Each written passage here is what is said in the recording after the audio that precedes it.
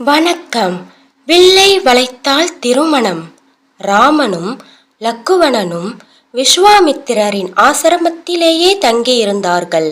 அக்காலத்தில் பிரசித்தி பெற்றிருந்த பட்டணம் ஒன்று இருந்தது. அதன் பெயர் மிதிலாபுரி. அதை ஜனக மகாராஜா ஆண்டு வந்தார். அவர் கல்வியிலும் மேன்மையுற்றிருந்தார். பண்பாட்டில் சிறந்த அவர் யாகம் ஒன்றை நடத்த ஏற்பாடு செய்து வந்தார். அத்துடன் அவரிடம் அதிசயத்தக்க வில் ஒன்று இருந்தது. பல இடங்களிலிருந்து கற்றவர்களும் மற்றவர்களும் ஆற்றல் மிக வாய்க்க பெற்றிருந்த அரச குமாரர்களும் அவ்விழாவில் கலந்து கொள்ள அங்கு வந்து கொண்டிருந்தனர். மகரிஷி விஸ்வாமித்திரரும் அவருடன் ஆசிரமவாசிகளும் அந்த யாகத்தில் கலந்து கொள்ள செல்வதை ரகுராமனுக்கு எடுத்துரைத்தார் மகரிஷி.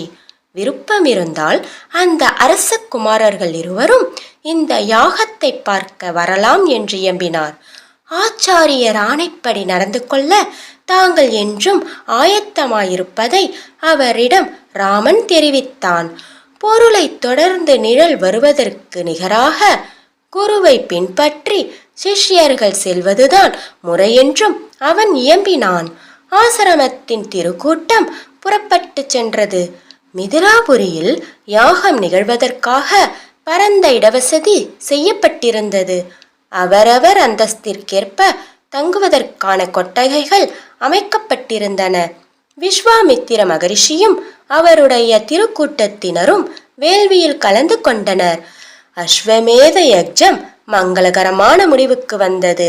அந்த நிகழ்ச்சியின் இறுதியில் சிறுமி சீதைக்கு பொருத்தமான வாழ்க்கை துணைவனை தேர்ந்தெடுப்பதாக தீர்மானிக்கப்பட்டிருந்தது.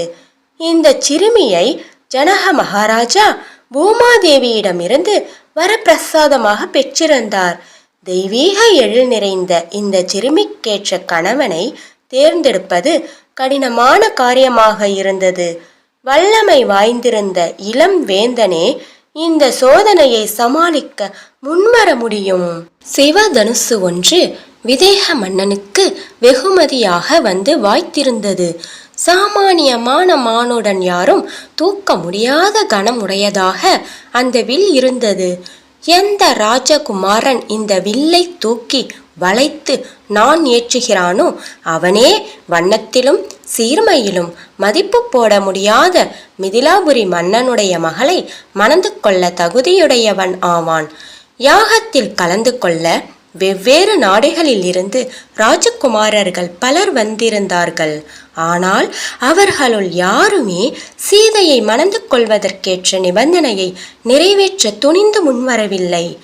விஸ்வாமித்திர மகரிஷியின் வேண்டுதலுக்கிணங்கி எடை மிக வாய்த்திருந்த அந்த சிவனார் வில் ஒரு வண்டியில் இழுத்து வரப்பட்டது.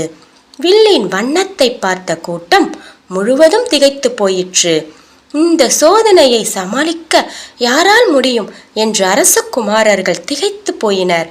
மாமுனிவரோ ஆணையிடுகிற பாங்கில் ராமனை பார்த்தார். கீழ்ப்படிதலே வடிவெடுத்திருந்த சிஷ்யனாகிய ராமன் சிவதனுசு வைக்கப்பட்டிருந்த இடத்துக்கு ராஜ கம்பீரத்துடன் நடந்து சென்றான். தெய்வீகத்தில் தோய்ந்திருந்த தசரத குமாரன் லாகவமாக வில்லை பற்றி எடுத்தான். அக்காட்சியே மற்றவர்களை பிரமிக்க வைத்தது. நான் ஏற்றினான் ராமன். ராகவன் வில்லின் ஒரு நுனியை தரையில் வைத்தான். மற்ற நுனியை இரு கரங்களிலும் பற்றி அமுக்கினான். வெடி வெடித்தாற்போர் வில் உடைந்தது. சபையோர் எல்லோர் உள்ளத்திலும் ஆராதனையோடு கூடிய பேருணர்வு பாய்ந்தது.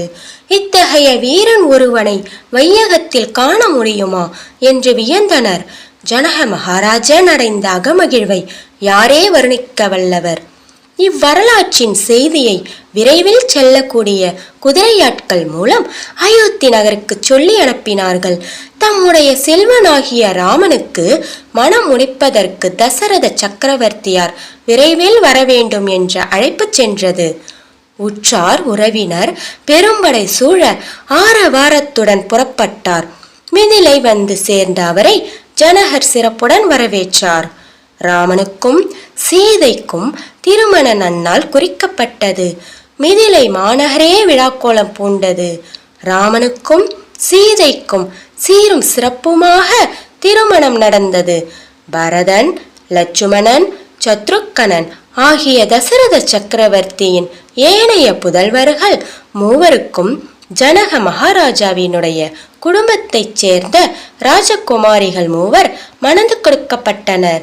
ஊர்மிளை என்ற பெண்ணை லக்குவணனும், மாண்டவியை பரதனும், சருதகீர்த்தியை சத்ருக்கனனும் திருமணம் செய்து கொண்டனர். முனிவர்களும் பெரியவர்களும் மணமக்களை வாழ்த்தினார்கள். எங்கும் மனமகிழ்ச்சி ஆரவாரம் எழுந்தது.